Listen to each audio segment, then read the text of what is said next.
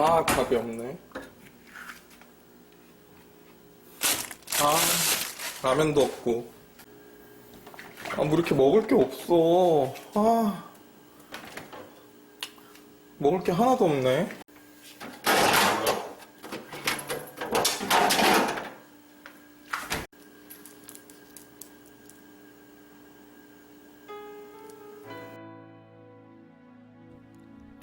마태복음 4장 4절 말씀입니다. 예수께서 대답하여 이르시되 기록되었으되 사람이 떡으로만 살 것이 아니요 하나님의 입으로부터 나오는 모든 말씀으로 살 것이라 하였느니라 하시니. 아멘. 본문은 예수님께서 40일을 금식하시며 기도하시고 마귀에게 시험을 받으시는 장면입니다.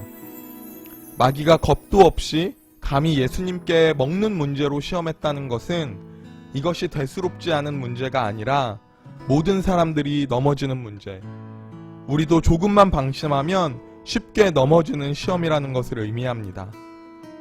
우리는 떡이냐 말씀이냐 라는 시험 앞에 섭니다. 이때에 예수님처럼 승리하는 우리 모두가 되기를 소원합니다. 첫 번째로 이 시험은 우리의 방향성을 돌아보게 합니다. 마귀의 유혹이 무엇입니까? 마귀는 하나님의 뜻, 하나님의 말씀보다 당장 허기진 배를 채울 떡부터 선택하라는 것입니다. 너의 필요가 급하다면 너는 떡으로 사는 사람이 되라고 말하는 것입니다. 예수님은 자신이 이 땅에 오신 목적을 이렇게 밝히셨습니다. 요한복음 4장 34절입니다. 예수께서 이르시되 나의 양식은 나를 보내신 이의 뜻을 행하며 그의 일을 온전히 이루는 이것이니라. 요한복음 6장 38절 내가 하늘에서 내려온 것은 내 뜻을 행하려 함이 아니요 나를 보내신 이의 뜻을 행하려 함이니라. 아멘. 예수님이 이 땅에 오셔서 하신 일과 모든 사역들은 그냥 마음대로 하신 것이 없습니다. 예수님의 사역은 하나님의 뜻을 이루시는 사역, 하나님의 말씀을 성취하시는 사역이셨습니다. 오늘 본문은 그 사역 공생애의 시작점입니다. 심지어 지금 40일을 금식하며 기도하셨습니다. 아마 그 기도는 하나님의 뜻을 구하는 기도, 하나님의 뜻을 성취하기 위한 기도 아니셨겠습니까?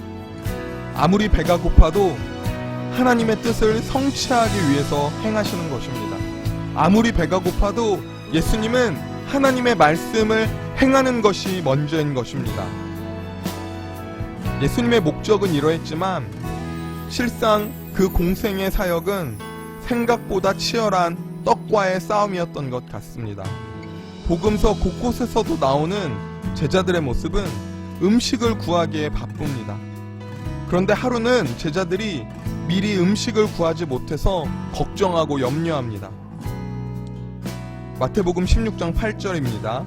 예수께서 아시고 이르시되 믿음이 작은 자들아 어찌 떡이 없으므로 서로 논의하느냐.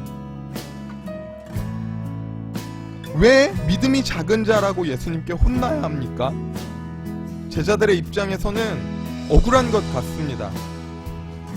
그런데 예수님의 사역은 전적으로 하나님의 뜻을 이루시는 사역이셨습니다.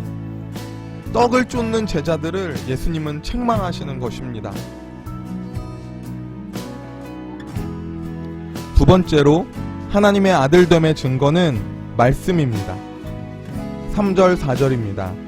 시험하는 자가 예수께 나와서 이르되 내가 만일 하나님의 아들이거든 명하여 이 돌들로 떡덩이가 되게 하라. 예수께서 대답하여 이르시되 기록되었으되 사람이 떡으로만 살 것이 아니요 하나님의 입으로부터 나오는 모든 말씀으로 살 것이니라 하였느니라 하시니. 아멘. 마귀는 배고픈 예수님께 이 돌을 떡으로 만들 수 있다면 당신이 하나님의 아들이라는 것을 가장 분명하게 보여주는 증거가 될 것이라고 합니다. 그러나 예수님은 자신이 하나님의 아들임을 가장 잘 보여주는 확실한 증거는 하나님의 입으로부터 나오는 모든 말씀으로 살아가는 것이라고 하셨습니다. 우리도 예수님으로 말미암아 하나님의 사랑받는 자녀가 되었습니다.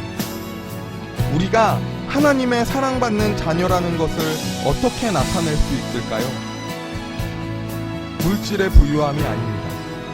오늘 내가 얻은 떡이 아닙니다. 우리가 하나님의 자녀가 되었다는 증거는 하나님의 뜻을 구하며 말씀대로 살아가는 중심과 그 삶에 있는 것입니다. 예수님은 하나님의 말씀을 성취하셨습니다. 어떻게까지 하셨느냐? 십자가를 지기까지 하셨습니다. 하나님의 계명대로 사랑하시되 생명을 주기까지 사랑하셨습니다. 마가복음 15장 39절입니다.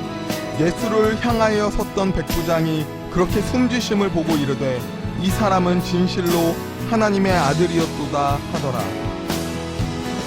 귀신을 쫓을 때도 하나님의 아들이라 했지만, 기적을 보이셨을 때도 하나님의 아들이라 불리셨지만, 예수님이 십자가에 달리셔서 하나님의 뜻을 다 이루실 때에 참으로 하나님의 아들이었다.